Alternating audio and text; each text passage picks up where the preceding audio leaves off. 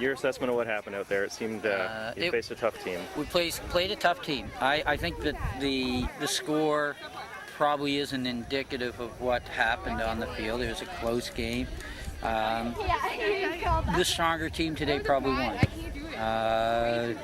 Was it 2-try different? Probably not. It was, a break one way or the other.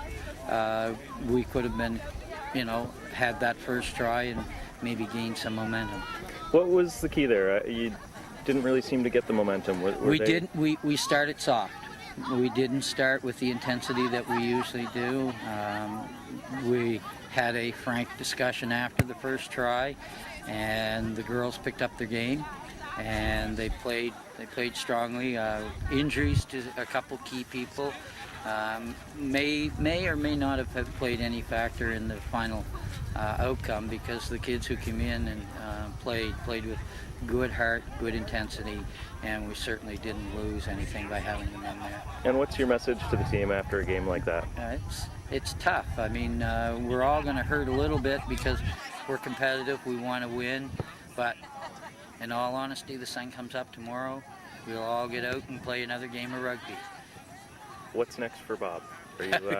Are you back as coach next year? Is that something you evaluate every year? Or? No, I enjoy this, and yes, I'll be back with the program again. Okay. So we're still having a lot of fun with it. We've got a lot of good people who've come on board, and they've committed to coming back. So. What's your overall assessment of the year and this team and the seniors that you're losing? It's going to be tough to replace the seniors. The experience that we get every year keeps building and building.